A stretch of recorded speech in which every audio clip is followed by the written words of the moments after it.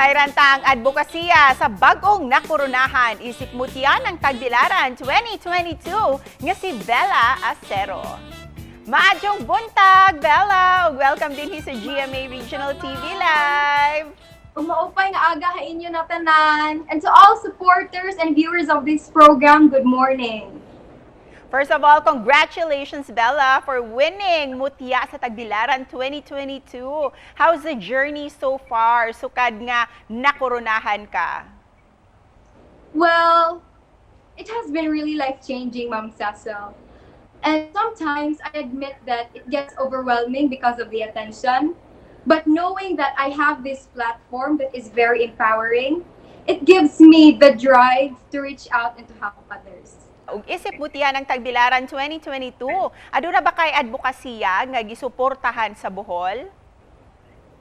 Actually, Ma'am, I do already have an advocacy. It is called YouGrow, which stands for Youth on Garbage, Recreation, and Optimization Works, wherein I plan to involve the youth in being front runners of recycling garbage. That's a very interesting advocacy that you have, Bella. Yes, ma'am. And of course, It's hitting two birds with one stone. Tinuod, sakto. Busa, can you take us back during the pageant? What was the question thrown to you and what was your winning answer, Bella?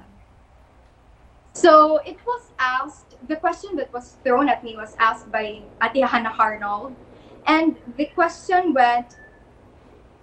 goes, if I were to be crowned Mutya sa Tagbilaran, what is the first project that I will launch? My answer went, the crown goes beyond glory.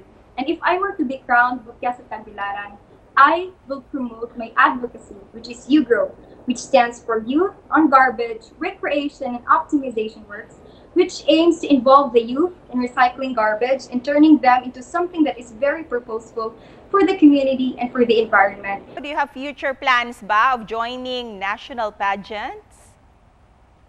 As of now, I haven't thought of that, Ms. Cecil, because my ultimate focus right now is to carry out my responsibility as the newly crowned Mutya sa Tagbilaran. And with that, Bella, what's your message of hope para sa ato ang mga kapuso nga nagtanaw ka nato karon? I know that last year and these past few months have been really tough on us. We have been devastated by natural calamities, and I know that the process of moving on is hard. But I just want to share with all you guys that God will never leave us. Just like how He led people out of Egypt, and just like how He gave second chances of life after Noah's Ark. Dili lang gyud ta mawalan og salig sa Ginoo. Daghang salamat and Godspeed kanimo, Bella. Thank you, Ma'am Cecil. Thank you so much.